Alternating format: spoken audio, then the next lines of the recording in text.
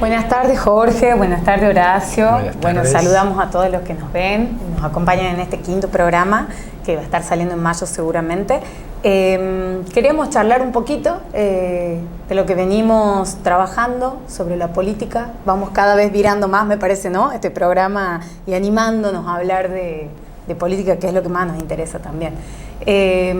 Para eso hemos elegido una figura, la figura de Bernardo de Monteagudo, para tratar de quizá desmenuzar qué es un político, ¿no? O qué se espera de un político, qué pretendemos de un político con tantos políticos, digamos, que hay. Sí. Así que bueno, no sé, Jorge, si te animás a empezar a contarnos algunas cositas de Monteagudo. Bernardo de Monteagudo, claro, cómo no me anima, en la política, uno de mis hombres que más me gusta hablar, ¿no?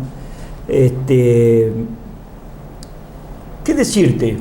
Primero, Bernardo de Monteagudo era un hombre que supuestamente había nacido en Bolivia, que había nacido en Argentina, que había nacido en Buenos Aires. Otros decían que tal vez era oriundo de Perú o Chile. Me han puesto tanto, y no.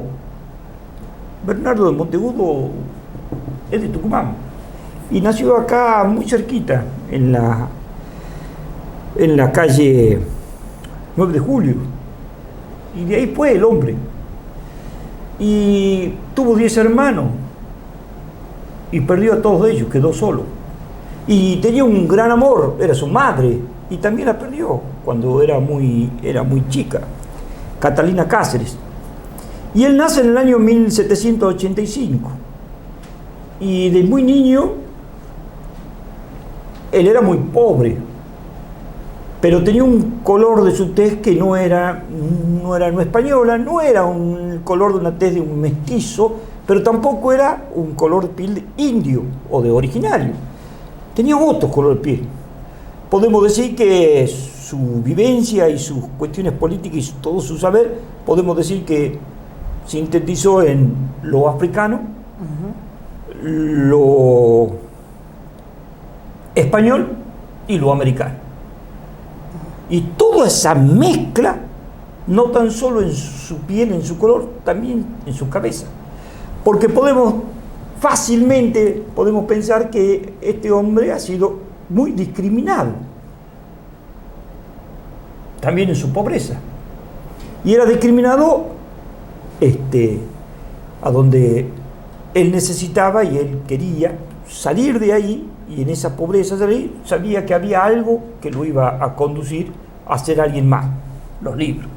Por lo tanto, era su pasión los libros.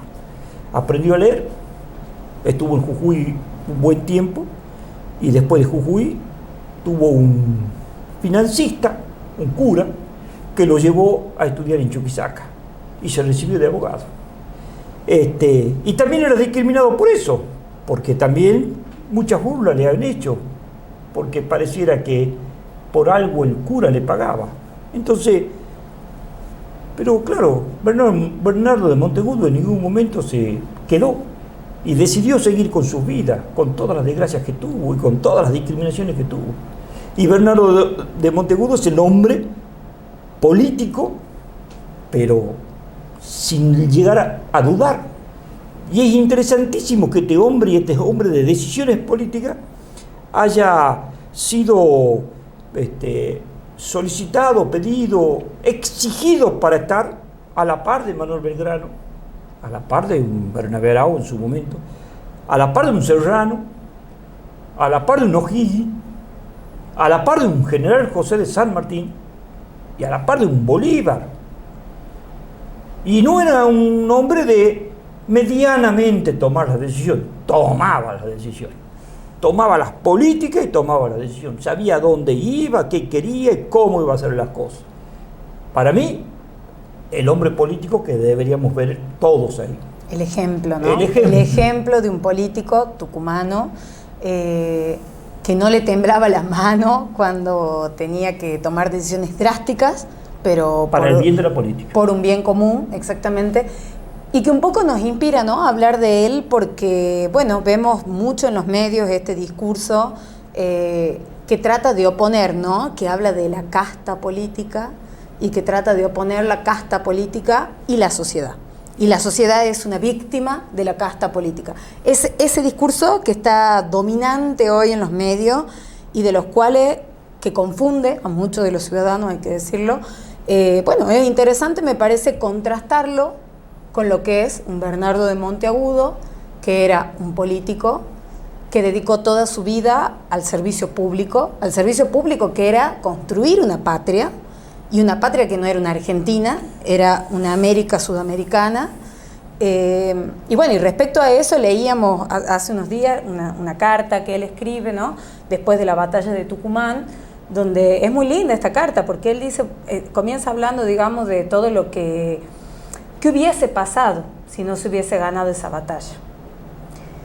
Y a mí me interesaba esta parte donde él decía que, bueno, las dobles necesidades, los menos recursos, más angustias que esperanzas, habla de un pueblo aislado, todo eso que se hubiese acentuado si no se hubiese ganado la batalla de Tucumán, que fue fundamental para que se pueda declarar la independencia.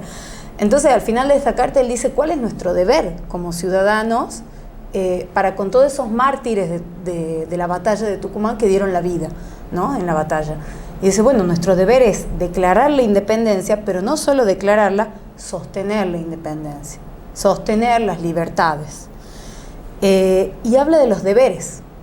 Esta carta, digamos, es una carta abierta, ¿no?, a toda la población, y habla de los deberes que nos impone el ejemplo de estos luchadores de la batalla de Tucumán, como de otras batallas también, que eran las batallas independentistas. Entonces digo, interesante este perfil de Monteagudo, que era un político, era un intelectual, había fundado un montón de diarios, más de 3 países, en Argentina, en Chile, en Perú. O sea, digo, tenía una capacidad de, no solo de idear, sino de transmitir sus ideas y de tratar de insuflarle espíritu a la gente en esa idea. Entonces me parece que esta es una de sus características más destacables, ¿no?, como político, la capacidad de influenciar con su propio ejemplo. Bueno, veo que te has largado a hablar de política. Claro que sí. Y bueno, pero no todos los jóvenes lo hacen, tienen miedo de hablar de política. 24 años tenía cuando se recibió de abogado en Chuquisaca, y toda su vida pobre, primera vez que recibía un sueldo, era oidor, digamos que era fiscal, al decir de hoy, de la Real Audiencia de Charcas. ¿Te imaginas lo que era? Y él fue en contra de ese sistema. Y él decía, esto no debe existir más. Y empieza con la máscara, o sea, decirle a cada uno lo que quería escuchar, pero con el criterio claro de que iba a la revolución, empieza a trabajar fuertemente. Y el 25 de mayo de 1809, no me he equivocado, 1809, un 25 de mayo de 1809, en Chuquisaca, Sucre, la antigua Charca, que ya lo hablamos, ahí hace una revolución con Sudáñez. Pero antes ya habían pasado hombres por esa universidad que eran Mariano Moreno, que tenía el pensamiento también de él. O sea, él tenía el pensamiento de Mariano Moreno, que a su vez Mariano Moreno tenía el pensamiento de lo que eran estos hombres que debían hacer una revolución por la independencia porque estaban en plena opresión, en la monarquía. Entonces, y estaban dados los tiempos para poder hacerlo. Y este hombre va por esa revolución, pero pierde, porque al tiempo es sofocada la revolución de 1809. Y es tomado preso y es condenado y termina en una cárcel. Logra escaparse, pero no tan solo logra escaparse, escribe algo como para que no dejen a sus carceleros en un problemón, porque los carceleros lo hubieran dejado ir. Entonces le escribe y deja toda una nota como diciendo, en vez de estar acá me voy a otro lugar porque están viniendo los patriotas y podría él implementar un problema a lo cual.